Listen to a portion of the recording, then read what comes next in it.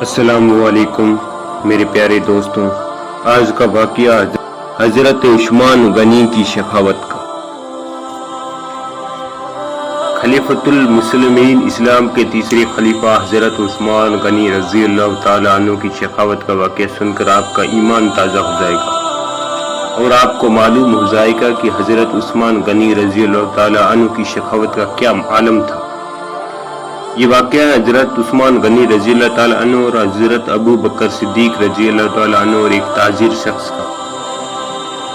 محترم عزیز دوستوں، حضرت ابو بکر صدیق رضی اللہ تعالیٰ عنہ کے دور میں ایک شخص ملک شام سے سفر کرتا ہوا مدینہ آیا اور حضرت ابو بکر صدیق رضی اللہ تعالیٰ عنہ کی بارگاہ میں حاضر ہوا اور عرض کرنے لگا، حضور آپ مسلمانوں کے سردار ہیں اور مالدار بھی ہیں، اور کہنے لگا، حضور میرے اوپر قرضہ چڑھ گیا ہے، میری مدد کرے۔ اس کے بعد حضرت ابو بکر صدیق رضی اللہ تعالیٰ عنہ اس شخص کو اپنے گھر لے کر گئے۔ وہ شخص کہتا ہے کہ باہر سے دروازہ بہت خوبصورت تھا، لیکن گھر کے اندر ایک چارپائی بھی نہیں تھی۔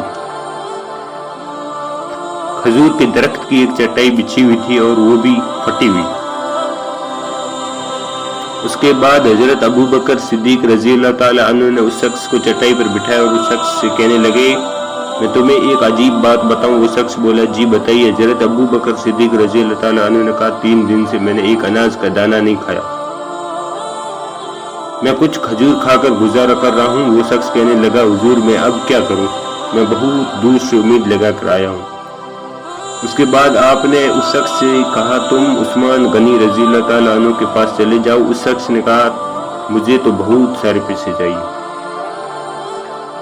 اس کے بعد حضرت ابو بکر صدیق رضی اللہ تعالیٰ عنہ نے اس شخص سے کہا کہ تمہاری سوچ وہاں ختم ہو جاتی ہے اور یہاں سے عثمان کی شخاوت شروع ہوتی ہے۔ اس کے بعد آپ نے کہا، تم جاؤ ان کے پاس، وہ ضرور تمہاری مدد کریں گے۔ وہ شخص بولا، کیا میں وہاں آپ کا نام لوں کہ مجھے امیر المومن نے بھیجا ہے؟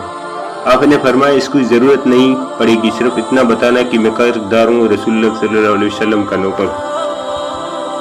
وہ شخص بولا کہ وہ ثبوت مانگیں گے۔ آپ نے کہا، عثمان مدد کرتے وقت دلیل یا ثبوت نہیں مانگا کرتے، عثمان اللہ کی راہ میں دیتے ہوئے پوچھ تاچھ نہیں کرتے، اور سخاوت کرتے وقت ٹٹولنا عثمان کی عادت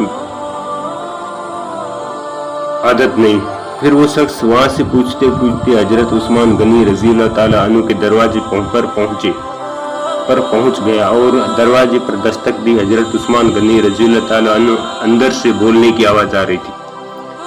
وہ اپنے بچوں کو ڈانٹ رہے تھے کہ تم لوگ دودھ کے اندر شہد ملا کر پیتے ہو، خرچہ تھوڑا کم کیا کرو، اتنا خرچہ کرنے کی ضرورت نہیں، دودھ میٹھا، شہد بھی میٹھا، تم کوئی بیمار تھوڑی ہو۔ یہ سب باتیں وہ شخص دروازے پر کھڑے سن رہا تھا اور سوچنے لگا کہ ابو بکر صدیق رضی اللہ تعالیٰ عنہ تو بڑی باتیں بتا رہے تھے، لیکن یہ تو اپنے بچوں کو دودھ میں شہد ملانے پر ڈانٹ رہے، یہ کیسے میری مدد کریں گے، اور مجھے تو کئی ہزار دینار چاہیے، کیا یہ دیں گے؟ وہ شخص کہتا ہے کہ ابھی میں یہ سب سوچ ہی رہا تھا کہ اندر سے دروازے کھلنے کی آواز آئی۔ وہ باہر آئے اور میں نے سلام کیا، انہوں نے سلام کا جواب دیا اور وہ سمجھ گئے کہ مومن ہوں۔ وہ مجھ سے کہنے لگے، معاف کرنا، بچوں کو سمجھا رہا تھا، اس لیے آنے میں دیر ہوگی۔ اس کے بعد حضرت عثمان غنی رضی اللہ تعالیٰ عنہ نے اس شخص کو گھر کے اندر بٹھایا اور اس کے بعد اس شخص کے سامنے جو سب سے پہلی چیز پیش کی وہ دودھ میں شہد ڈال کر دیا گیا اور پھر کھجور کا حلوہ پیش کیا گیا۔ وہ شخص کہتا ہے کہ میں سوچنے لگا کہ یہ کیا ماجرا ہے، ابھی تو گھر والوں کو ڈانٹ رہے تھے کہ ایک چیز استعمال کیا کرو اور میرے سامنے تو 3 چیزیں پیش کر دی، لیکن ابھی بھی اس شخص کے دل میں شک تھا کہ میری ضرورت تو بہت زیادہ ہے، پتہ نہیں یہ میری مدد کریں گے یا نہیں۔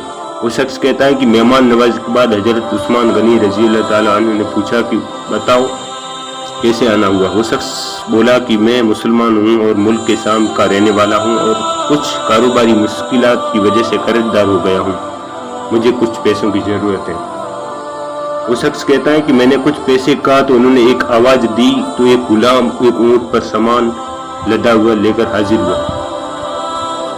وہ شخص کہتا ہے کہ میں نے کچھ پیسے کہا تو انہوں نے ایک آواز دی تو ایک غلام ایک اونٹ پر سامان لدا ہوا لے کر حاضر ہوا۔ وہ شخص کہتا ہے کہ مجھے 3000 اشرفیاں چاہیے، یہ بات ابھی میں نے انہیں بتائی نہیں تھی۔ حضرت عثمان غنی رضی اللہ تعالیٰ عنہ کہنے لگے اس اونٹ پر تمہارے اور تمہارے گھر والوں کے لیے کپڑے اور کھانے پینے کا سامان اور 6000 روپیے رکھا دیے اور تم پیدل آئے تھے، اب اس اونٹ پر جانا۔ حضور یہ اونٹ واپس کرنے کون آئے گا؟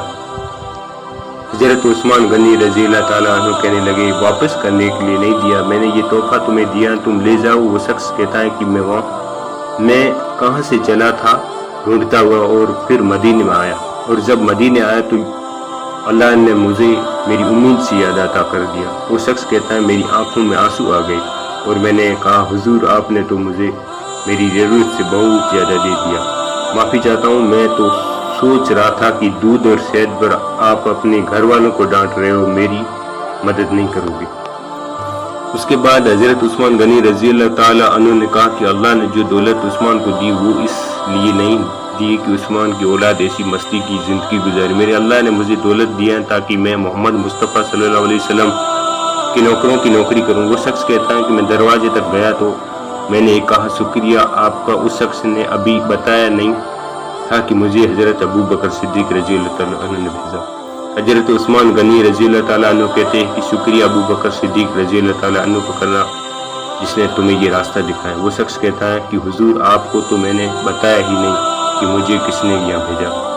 تو حضرت عثمان غنی رضی اللہ تعالیٰ عنہ مسکرا کر کہنے لگے چھوڑو آپ کا کام ہو گیا، ان سب باتوں پہ نہ پڑو۔ محترم عزیز دوستوں، یہ تھی حضرت عثمان غنی رضی اللہ تعالیٰ عنہ کی شخاوت